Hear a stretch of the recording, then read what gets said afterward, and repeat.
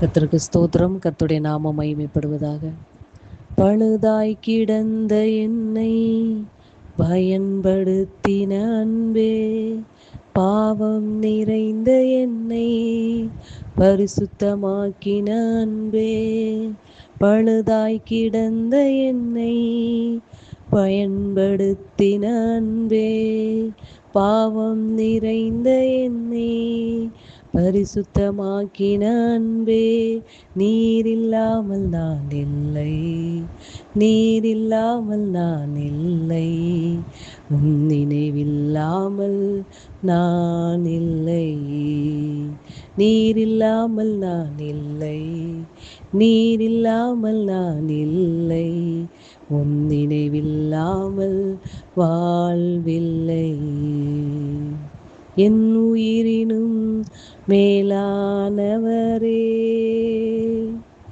என் உயிரினும் மேலானவரே, நீரில்லாமல் நான் இல்லை, நீரில்லாமல் நான் இல்லை, உன் நினைவில்லாமல் வாழ்வில்லை, உன் நினைவில்லாமல் வாழ்வில்லை. ஆமெனப்பா, உம்மை நன்றியோடு கூட துதிக்கிறோம், உம்மை ஸ்தோத்தரிக்கிறோம். எங்கள் அதிகமாய் நேசிக்கிற அன்பின் பரலோக தகப்பனே, இந்த நல்ல வேலைக்காய் நன்றி நிறைந்த இதயத்தோடு உம்மை துதிக்கிறோம், உம்மை ஸ்தோத்தரிக்கிறோம். அப்பா, இந்த மாதத்தின் ஆண்டவரே முதல் தேதி முதல் அப்பா 30ஆம் தேதி வரை ஏப்ரல் மாதமெல்லாம் எங்களை கண்மணி போல பாதுகாத்த உடைய அன்புக்காக கோடி நன்றிகளை ஏறெடுக்கிறோம். அப்பா தகப்பனே, எங்களுடைய ஜீவனை காட்டிலும் அப்பா உங்களை அதிகமாய் நேசிக்க எங்களுக்கு கிருபை தாரும். உடைய ஜீவனை கொடுத்து என்னுடைய ஜீவனை மீட்டவரே உமக்கு நன்றி. நீர் இல்லாமல் நாங்கள் இல்லை ஏசப்பா.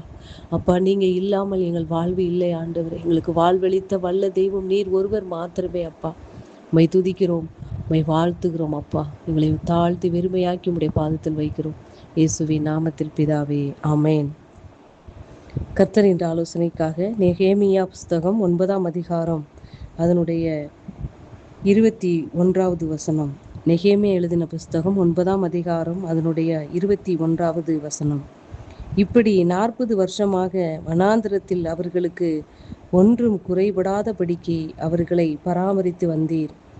அவர்கள் வஸ்திரங்கள் பழமையாய் போகவும் இல்லை, அவர்கள் கால்கள் வீங்கவும் இல்லை.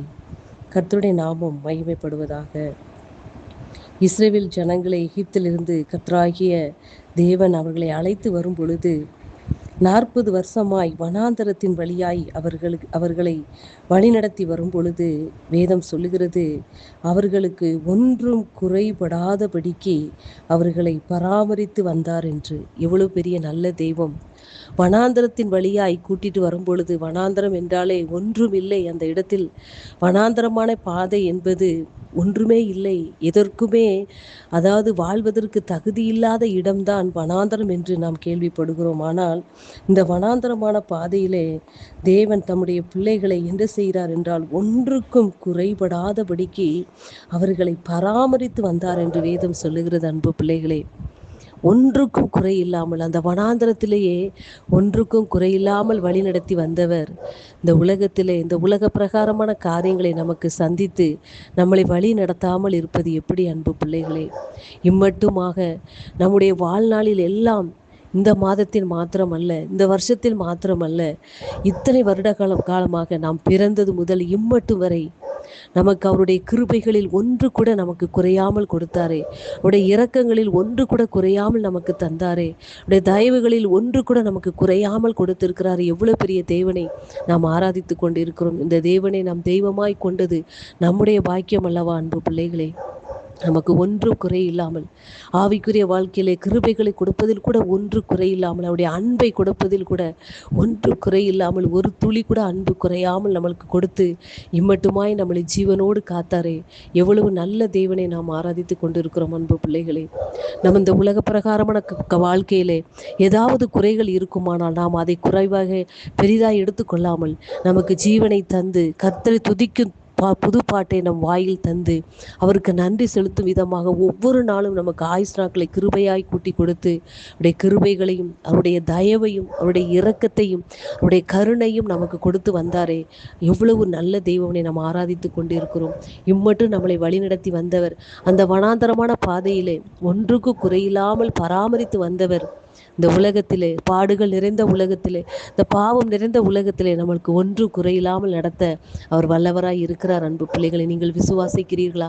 வனாந்தர பாதையிலே இஸ்ரவேல் ஜனங்களை நடத்தின அதே தேவன்தான் இன்றும் ஜீவனோடு இருக்கிறார். அன்பு பிள்ளைகளே, இன்றும் அவர் காரியங்களை நடப்பிக்கிற தேவனாய் இருக்கிறார். அன்பு பிள்ளைகளே, இன்றும் அவருடைய வல்லமை குறையவில்லை என்பதை நீங்கள் விசுவாசிக்கிறீர்களா? அவருடைய வல்லமை என்றைக்கும் உள்ளது என்பதை நீங்கள் விசுவாசித்தால் உங்களுடைய வாழ்க்கையில் அவருடைய மகிமையை நீங்கள் காண்பீர்கள். அன்பு பிள்ளைகளே, அந்த வனாந்தரமான பாதையிலே நடத்தின அதே வல்லமை தான் இன்றும் அவரிடத்தில் குறையாமல் இருக்கிறது. அந்த தேவன் தான் இன்றும் ஜீவனோடு இருக்கிறார். அன்பு பிள்ளைகளே, உங்களுக்கு எந்த குறை இல்லாமல் உங்களை பராமரிக்க அவர் வல்லவராய் இருக்கிறார். வார்த்தை நிமித்தமாக கர்த்தர் உங்களை ஆசீர்வதிப்பாராக. ஆமென்.